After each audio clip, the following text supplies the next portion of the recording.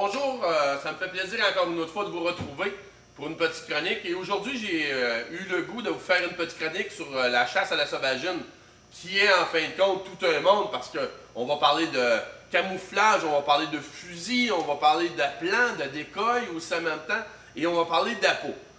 Pour le monde des appâts, c'est pas donné à tout le monde, on s'en cachera pas, d'acheter des appâts qui vont nous coûter des 150 $, 200 $. Et pourquoi j'irais chercher un appât de ce type-là versus un appât comme ceux-là que j'ai ici, qui sont plutôt du type traditionnel et en même temps pour les gens qui sont débutants, pour deux choses. C'est-à-dire la simplicité d'utilisation, parce que sinon, il y a certains appâts qui nous demandent beaucoup de technique, beaucoup de pratique, et c'est pas donné à tout le monde. Et mon but aujourd'hui, c'est de donner des appâts qui sont intéressants pour les gens qui sont débutants et aussi qui n'ont pas un budget d'acheter un appât tout simplement à 200 $ et de pouvoir faire des chasses aussi en même temps et avoir du plaisir. Si on commence au départ, la première des choses, j'ai été chercher ici une série qui s'appelle Dans les Beginners, à part celui-là qui est ici au canard. Donc, on va parler d'un appât à canard, un pour l'oie et un pour la bernache aussi à la fois. Les appâts que moi j'utilise et que j'aime beaucoup dans cette série-là, qui est du Miclécy, c'est qu'ils sont en acrylique. L'acrylique a une tonalité qui est un petit peu plus aiguë versus certains autres qui vont être en bois. Et le bois, pourquoi moi je les mets un petit peu plus de côté, c'est que c'est des appâts qui vont répondre un petit peu plus à l'humidité. Donc, c'est des appâts qui vont avoir des tonalités qui vont être différentes des journées qui sont secs ou encore là très ensoleillées, chaudes, versus une journée qui est humide. On n'aura pas une tonalité qui est exactement la même. Donc, des fois, c'est un petit peu trompeur pour quelqu'un qui va commencer, qui va être un débutant. Pour pouvoir se pratiquer, on devient mêlé. Donc, celui-là qui est ici, l'autre chose que j'aime beaucoup, c'est la caisse de résonance. On a une caisse de résonance qui est intéressante, une tonalité que vous allez voir qui est vraiment très intéressante. Et c'est des appâts qui demandent peu d'air aussi à la fois parce que les gens, souvent, sont portés à trop donner d'air ou encore là, pas assez d'air, donc la simplicité. Si j'y vais avec celui-là qui est ici, l'importance, le positionnement de la main, bien entendu, on ferme, on laisse une caisse de résonance. Et les appâts à canard, l'importance, c'est qu'on peut s'en servir à une main versus souvent ce qu'on va avoir à reprendre l'autre main dans l'oie et la bernache pour faire une caisse de résonance qui va donner une tonalité qui est haute aussi à la fois. Donc, les appâts à canard, on peut s'en servir tout simplement, boucher avec les doigts, venir jouer pour avoir des tonalités qui sont différentes aussi à la fois. Donc, je m'exécute un petit peu pour vous montrer ce que ça va donner comme tonalité tout simplement.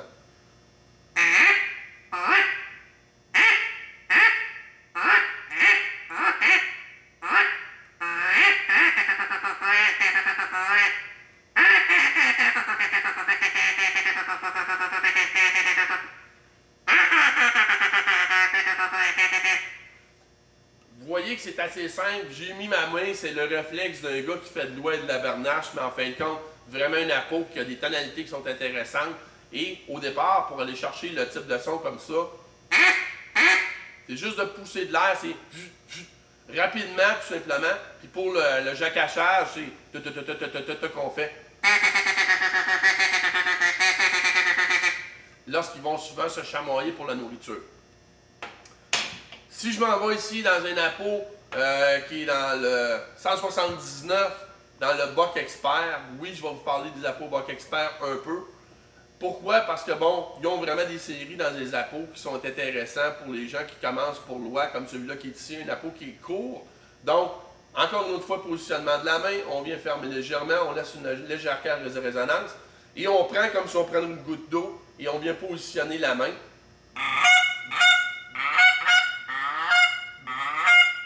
Donc, le do it, c'est souvent le son qu'il faut faire dans l'appât.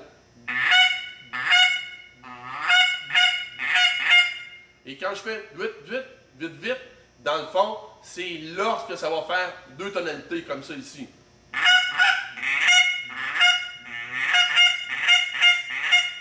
Donc, c'est souvent de jouer.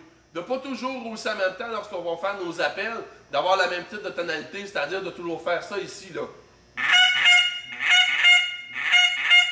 De varier. Pourquoi? Parce qu'on simule justement au moins deux oies par nos appels.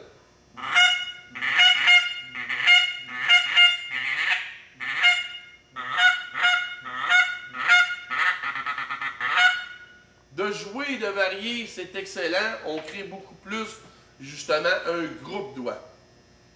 Si on parle ici de la peau ou la bernache, le positionnement, même style que les deux autres qu'on avait tantôt pour les lèvres, il y en a que je vois là, des fois ils vont se positionner comme ça ici.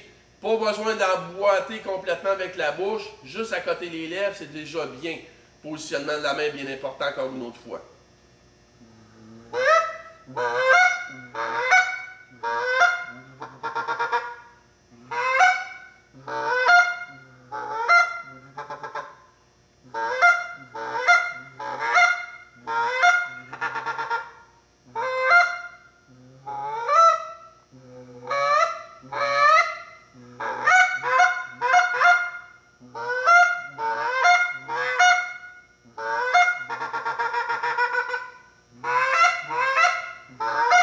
On voit tout de suite, ça donne des tonalités qui sont complètement différentes avec la main, sans la main. Et le da-da-da-da-da-da, c'est souvent ce qu'on va faire quand on va faire ça ici, là.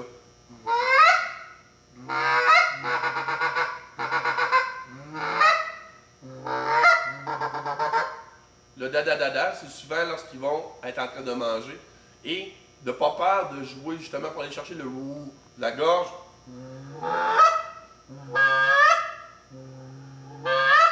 C'est important d'aller jouer.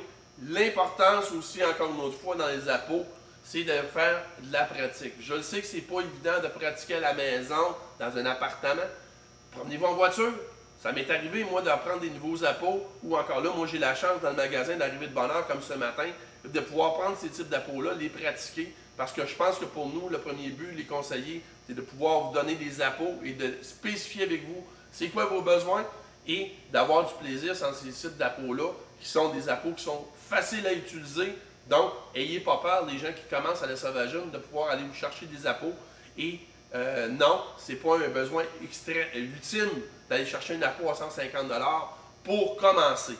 Oui, il y a une différence dans la tonalité et en même temps dans la tonalité et en même temps dans l'utilisation dans les appos qui sont à 150 $ et plus.